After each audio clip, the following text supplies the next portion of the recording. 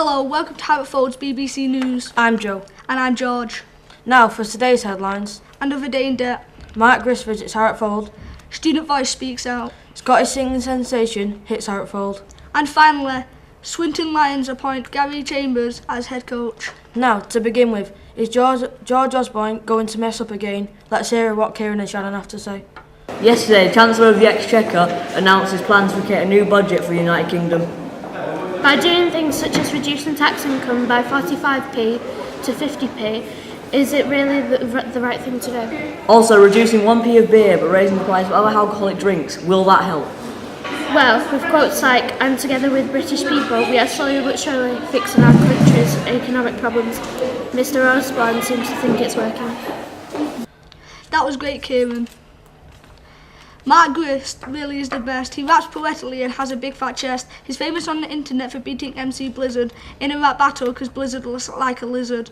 Now over to Luke with the interview. This interview is special because it's new.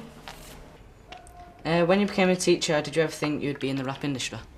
No, not at all. When I was a teacher, I was just mega happy to be a teacher. I thought it was great. It was all I really wanted to do.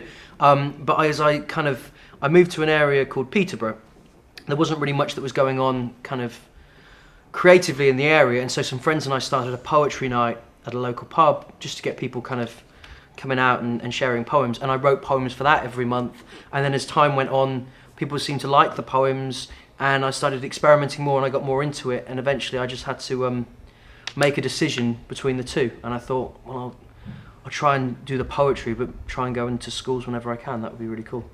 And what was your inspiration to start rapping in the first place? I think my inspiration to start rapping was there was a rapper actually called Mixie who lived in my area, and we didn't know each other, but I'd heard about him, and there was a competition going on in the country to find an act that looked at poetry and rap and compared the two. And I was running a poetry night, and he came down to the poetry night and he wore a hoodie, and the poetry night had loads of candles on it, and his hoodie got set on fire when he leaned back against one of the candles. And we had to chuck coke over his hoodie, and we had to move everyone out. It was really stressful. But I got chatting to him as we were kind of standing outside, and we thought, well, maybe we'll try experimenting. Maybe I'll try and see if people would accept me as a rapper, and he would see if people would accept him as a poet.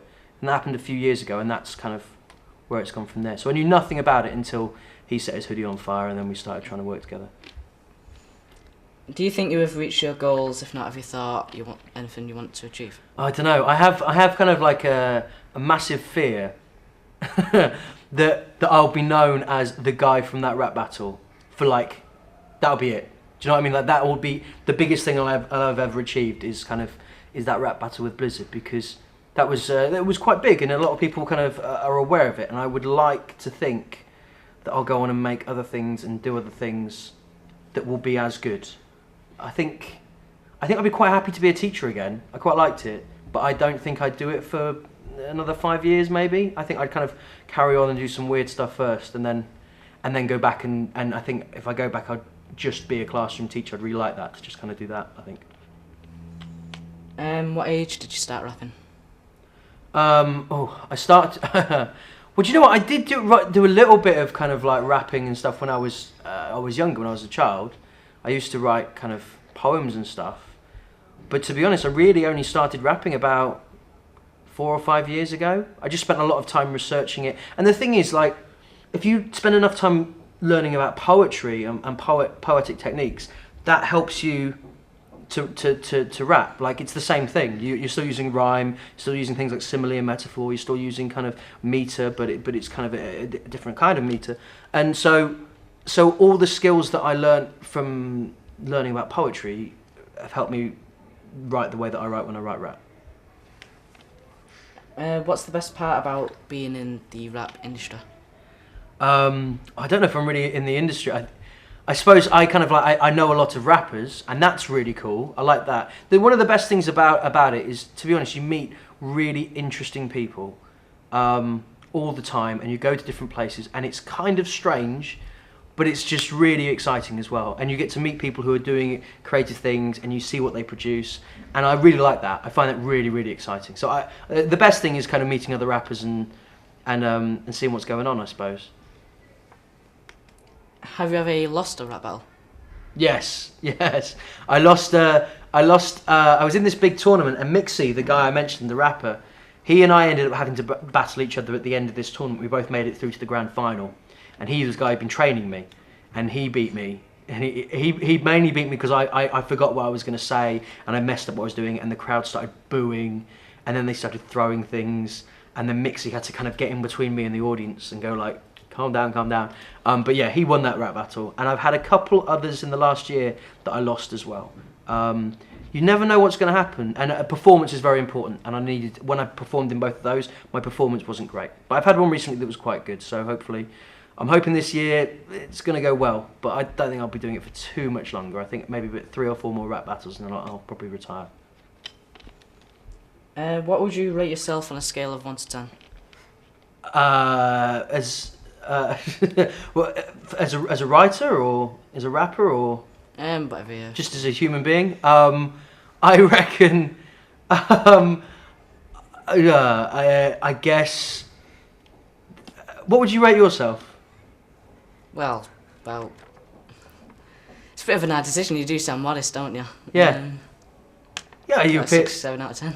7. I think 7's good. You seem confident. You seem as though I'll go with 7 as well. I reckon, but I definitely would say no higher or lower than anyone else. That's what I'd say. And can you make a quick rap for us by chance? Well, a really quick rap. Do you know what? I only know things that are quite a bit rude. I can give you a short kind of poemy rap thing. I was asked to write a poem about chocolate. I can give you a little thing from that. It's entirely inappropriate to read to you, Luke, but it goes like this. It goes, some couples, when being intimate, like to cover each other in chocolate, and I've heard that can get the girls quite hot, but it's not for me. I prefer my saucy thrills more savoury. So when you're done stripping and dancing wavy, get over here and I'll cover you in dumplings and gravy. That wasn't directed at you, Luke, but that was an example of what I do. And I think that's it, to be honest. Nice one. Thank you very much. Cool to meet you, man. Next, let's go to Ellis, who's speaking with Jamie, a member of our student voice. What's going on in your student voice lately? We have currently just saved £200 for Comic Relief. Have you reached your goals and aims as a council? Yes, we have reached our main goals and our secondary goals. What successes have you had? Our main success has been the year of in uniform. How do you feel that the uniform change has impacted on the school? It's made the year 11s more individual and more out of the crowd. What are you looking to do next? We're looking to combine Household Council and Ridgeworth Council by sharing ideas and making more things happen in both schools. Thanks. Some interesting answers there from Jamie. Now onto the Scottish singing sensation, Nina Nesbitt. Here's Catherine reporting on Nina Nesbitt's world record attempt. Nina Nesbitt, 19, a teenage inspiration for millions worldwide, came to Hertford School in Little Holton. The students were privileged with listening to her new single, Stay Out, and were able to sing the chorus of The People in a world record attempt. The record was the amount of backing vocalists to sing in a studio album at one time. She has visited many schools, including her old school. She is trying to beat the current record of over 8,929 people. A student lesbian, a follower of the Scottish Star, Aaron, of 13, said, "This sounded amazing, and I can't wait till the end of summer. I still can't believe that I helped record the chant at the end of The People. So fingers crossed that they actually broke the record." And finally, here's Stephanie with the weather. Hello, it's been a very icy and bitter start to the day, but better get your skates on. Many parts of the UK will be dry with sunny spells, but a chance of snow showers across Scotland. In the northwest, there will be mainly dry with patchy clouds and some sunny spells. Thank goodness spring's on its way. The bad news is it could turn wet across Wales and other parts of Britain later in the day, so get your umbrellas out. Now looking at the rest of the week, there could be some light snow in Scotland, but mild conditions overall with temperatures up to 9 degrees Celsius. Back to the studio. Thanks, Stephanie. Now that's all from me and Joe and all of Household. Goodbye.